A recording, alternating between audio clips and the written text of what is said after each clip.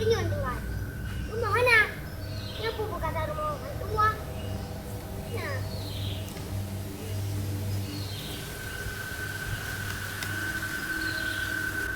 Masa ringan dengar? Rumah hutan. Anehkah rumah jamun? Ringan tak dengar. Nyo sama rumah kacu. Memang nah, menang roh bantu, aneh-aneh kejadian. Nyo jangan-jangan nah, lagi kejadian rumah gedung. Rumah jipok tinggal ringan. Alih kupu ipok rumah bersejarah. Puan alih aku baru rumah bersejarah lah ceh. Alih aku gak ada sejarah menurut dah ceh. Nyo yo tu wawrot tu. Dah ceh kubu-kubu pahlawanku. Supaya dah ceh benale jejak-jejak pelawan. Bagaimana rumah pemirsa supaya singa sabar saat waktu katu halung nang ronyo di pegah nyo nang ro baru orang sejarah. Kunan sang pemirsa. Nyo yang yo tu.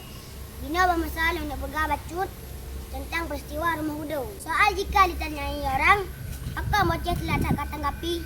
Jawab bahawa telah tanggapi karena berasa tinggal pegah baru tu haile. Ini ada titik bacut anak pun.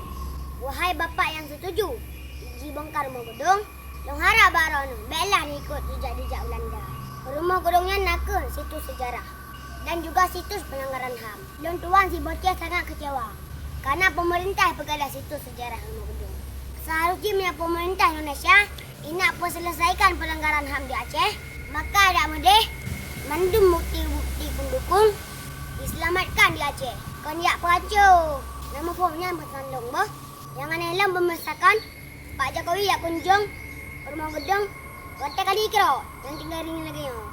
Anak mudih Jokowi gejak waktu kalau mau kero supaya ya nak bukti waktu oleh wartawan. Walaupun anak alat penyiksaan, yang penting tempat mantang na. Lagi contoh tempat PKI siksa di lubang buaya. Sampai dino mantang jaga. Akan tempat penyiksaan di Aceh begadah. Nyanyi airin terbakar. Jadi harapan long kepada bapak pemerintah, tolong nampak rumahnya. Dengan bentuk sama. Baiknya entok nak ubah. Ini rumahnya benar cupu. Pegat dari abad 18 kah? Lagi pakai kamu masa-masa dari pejuang Aceh. Dalam gatos strategi perang melawan Belanda dan Jepang.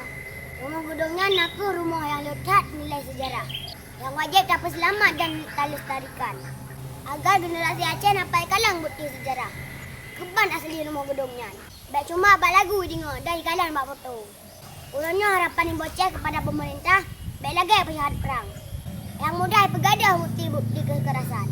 Menancik harapan long kepak DPR Aceh untuk sama-sama dapat juang. Ayo kembalikan dan jaga situs sejarah Aceh. Agar generasi Aceh baik ke generasi yang tua sejarah. Nya harapan lo. Nan ke yang Jidlong sampaikan. Mudah-mudahan nak manfaat. Sekian, terima kasih. Assalamualaikum warahmatullahi wabarakatuh. Nya ni, kok aneh? Nya ringan tak? Kupu ni ringan. Tak ada lagi hantuk. Rumah mana